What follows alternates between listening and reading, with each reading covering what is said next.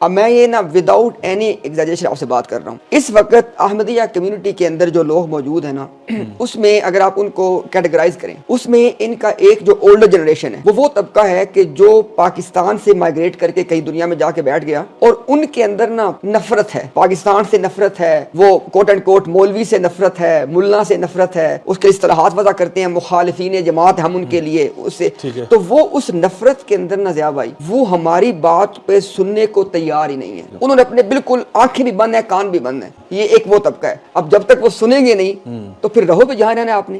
اچھا, اس کے بعد آ جائیں آگے. دوسرا طبقہ ضیاء بھائی وہ ہے کہ جس کو مرزا غلام قادیانی کے عقائد و نظریات, اس کی تعلیمات کا پتہ ہی نہیں ہے. یہ سیکنڈ ان کا طبقہ ہے, یہ اکثریت میں ہے ابھی تک آج کی ڈیٹ تک. یہ سمجھ لیں کہ وہ طبقہ ہے جو قادیانی فیتھ کے اندر پیدا ہوئے ہیں, مطلب سیکنڈ جنریشن ہے ان کی.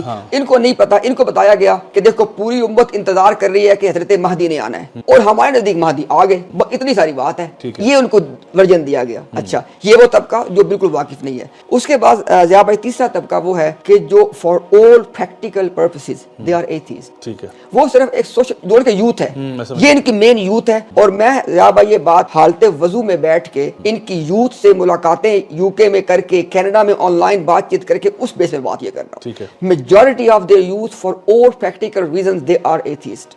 یعنی ان کا کوئی آخرت پہ وہ ایمان نہیں ہے جو قرآن جس کا مطالبہ کرتا ہے. ان کو مرزا غلام قادیانی کو غرض ہے نا, اس کو جانتے ہیں. وہ صرف ایک سوشل ایک سیٹ اپ بنا ہوا ہے, ایک سوشل فیبرک ہے, مطلب ہے ان کے پیرنٹ, دوستیاں, یاریاں سب کچھ اندر ہیں, تو وہ چلے آ رہے ہیں. آپ یہ دیکھیں کہ اس سارے کے اندر مرزا صاحب کہاں پہ کھڑے ہیں. ہمارا سوال تو یہ ہے کہ کوئی ایسا احمدی نکل کے سامنے آئے نا کہ جو کہے کہ بھئی میں نے مرزا صاحب کو پڑھا, یہ مرزا صاحب کے عقائد و نظریات ہیں اور یہ کتاب و سنت کے مطابق ہے. ہم تو ڈھونڈ رہے ہیں اس بندے کو, ہمیں کو ملا نہیں ہے. ہم نے ان کے تمام مربیان سے بات کر لی.